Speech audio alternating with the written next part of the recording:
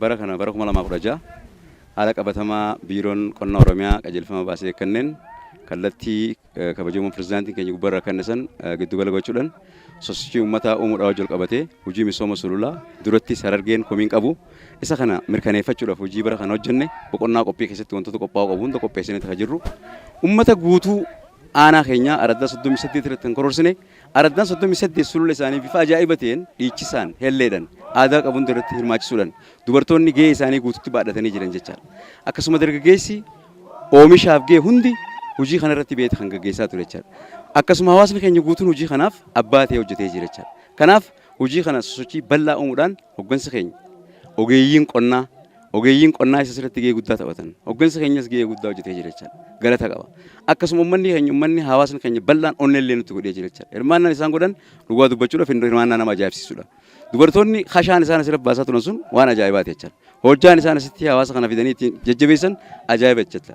Kana waan ta'eef haala aadaa keenyatiin hojii kana bal'inaan gaggeessinee kan jirru bara kana milkooynee jirra. Bara milkaa'inaati jennee fudhanna.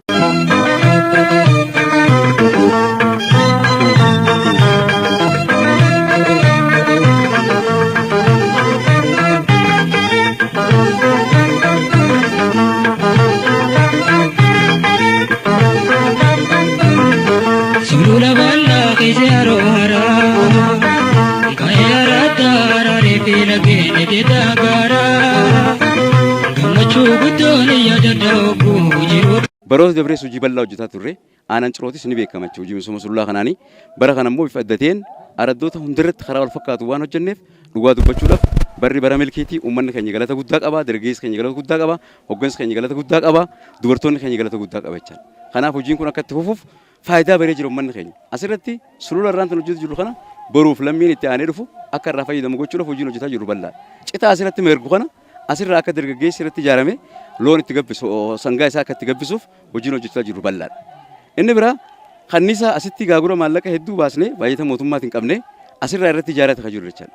Dhugaa dubbachuudhaaf gaagura kana asirratti kananee fi asirratti dargaggeessi keenya gaara kanarratti gaagura kana waldaan walitti ijaarame asitti yoo kan oomishite lafti teenya fiifuu gaara waan ta'eef guutuun isaa osoo gaaguraan xumurree irra caalaatti bareedaa jechaadha.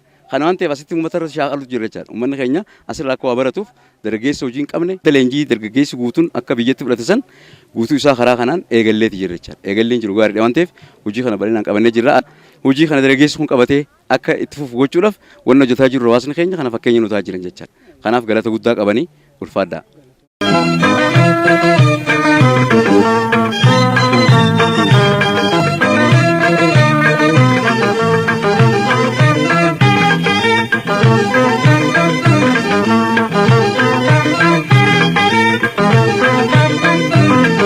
Sulula balla kizaro hara kayara tara repila gene de dagara gamachu gudoni yadada kujiru tomara Sulula balla kizaro hara kayara tara repila gene de dagara gamachu gudoni yadada kujiru tomara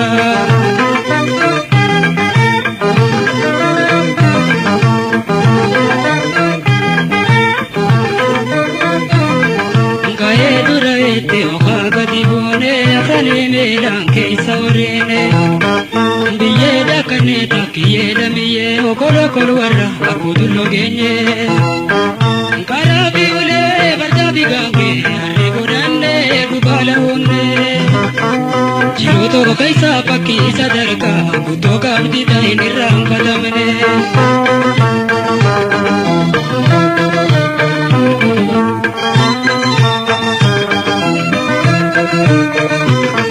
Sulula balla kizaro hara kayara tara repila gene de dagara gamachu gudoni yadada kujiru tomara Sulula balla kizaro hara kayara tara repila gene de dagara gamachu gudoni yadada